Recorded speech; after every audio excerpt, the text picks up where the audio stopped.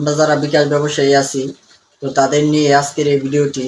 কারণ আমরা প্রতিনিয়ত বিকাশে কিন্তু লেনদেন করে থাকি। তো আমাদের কাছে কিন্তু প্রতিনিয়ত অনেক কাস্টমার চলে আসে বিকাশে লেনদেন করার জন্য। তো সেই ক্ষেত্রে আমরা কিন্তু ব্যস্ততার মাঝে আমরা অনেক সময় তাদের গ্রাহকদের টাকা হাতে না নিয়ে, তো সেই নাম্বারে কিন্তু তারা যে নাম্বার দেয় সেই নাম্বারে কিন্তু আমরা টাকা পাঠিয়ে দিই। তো এতে করে কিন্তু আমাদের বিশাল ধরনের ক্ষতি হয়ে যেতে পারে। তো এখন কি ক্ষতি হতে পারে সেই মূল বিস্তারিত আজকের এই ভিডিওতে বলবো।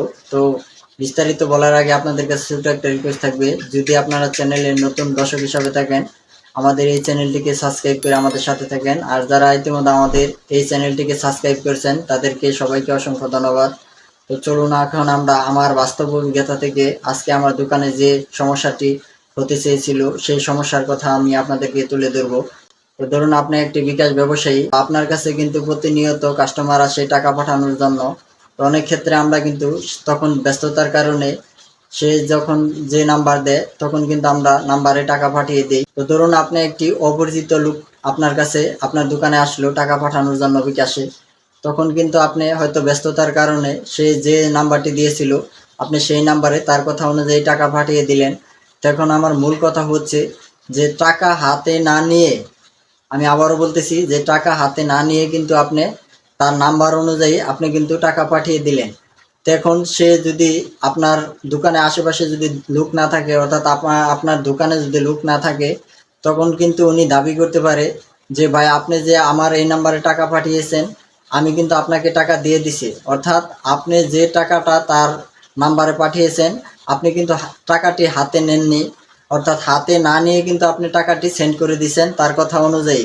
তখন কিন্তু সে অবশ্যই আপনাকে দাবি করতে পারে যে ভাই আমি যে আপনাকে যে নাম্বারটি দিয়েছি আপনি কি আমার টাকা না পেয়ে আপনি কি সেই নাম্বারে টাকা দিয়েছেন। এতে করে যদি সে এই কথা অনুযায়ী সে যদি দাবি করে ফেলে, তাহলে কিন্তু অবশ্যই তার কথা অনুযায়ী কিন্তু আপনি অবশ্যই আটকে পড়বেন। কারণ আপনি টাকা হাতে না নিয়ে অবশ্যই বিকাশে কখনো কোনো দোকানদার লেনদেন করে না। অর্থাৎ আমার দোকানে আজকে যে সমস্যাটি হয়েছিল, এক লোক আসছে আমার দোকানে টাকা পাঠানোর জন্য।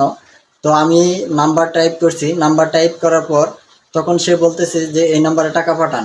তখন আমি তার কথা অনুযায়ী সেই নাম্বারটি উঠিয়েছি। উঠানোর পর যখন আমি পিনকোড দেবো, অর্থাৎ পিনকোড দিয়ে ট্যাপ করব যে টাকা পাঠিয়েব, তখন আমি তার কাছ থেকে টাকা চাইলাম। চাওয়ার পর উনি বলতেছে যে আপনি টাকা সেন্ড করেন। তো আমি প্রথমত বললাম যে আসলে এটা আমাদের কোনো সিস্টেম নাই, টাকা হাতে না নিয়ে আপনার বিকাশে টাকা পাঠানো যাবে না। তখন উনি বলল যে আমি টাকা না নিয়ে কি আপনার বিকাশে আপনার দোকানে আসছি টাকা পাঠানোর জন্য। তো হয়তো তার সাথে কিছু কথা কাটাকাটি হয় আমার। তখন প্রথমত ওনাকে লোভ দেখায় বিকাশ চক্রে। তো লোভ দেখিয়ে কিন্তু উনি ওনার হাতে কিন্তু 1 টাকাও ছিল না। তো সেই প্রতারকের ফোন কল পেয়ে উনি কিন্তু আমার দোকানে আসে টাকা পাঠানোর জন্য। তো প্রথমত সে আমাকে একটি নাম্বার দেয়, আমি তার নাম্বার অনুযায়ী টাইপ করে আমি যখন পিনকোড দিয়ে টাকা সেন্ড করব তখন তার কাছে টাকা চাই, কিন্তু উনি বলে যে আমার কাছে 1 টাকাও নেই। তো এতে করে আসলে আমি তাকে অনেক কিছু কথা বলেছি।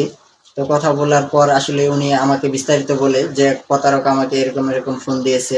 তো ফোন দিয়ে উনি বলতেছে আপনি যেই নাম্বারে টাকা পাঠাবেন সেই নাম্বারে আমি আবার তার রিপ্লে এত টাকা ব্যাক দিব।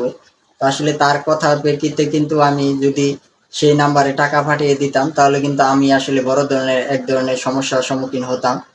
কারণ অনেকে ডাক দিলে তারা অনেকে বাইরে থেকে আমার দোকানে এসে আমাকে যদি জিজ্ঞাসা করতো যে তুমি কত টাকা পাঠাইছো, আমি যদি তখন বলতাম যে আমি এত টাকা পাঠাইছি, তা আসলে আমি কিন্তু সমস্যার সম্মুখীনটা বেশি হতাম।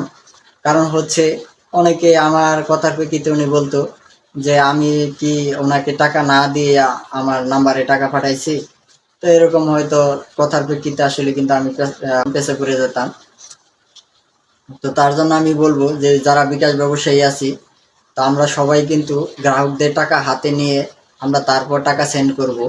তো মূলত এটি ছিল আজকের ভিডিওটি যদি আপনাদের কিছুটা হলেও উপকৃত মনে হয় তাহলে অবশ্যই আমাদের এই চ্যানেলটিকে সাবস্ক্রাইব করে আমাদের সাথে থাকেন। তো সেই পর্যন্ত সবাই ভালো থাকুন, সুস্থ থাকুন। ধন্যবাদ সবাইকে, দেখা হবে আর কোনো নতুন ভিডিওতে। আল্লাহ হাফেজ।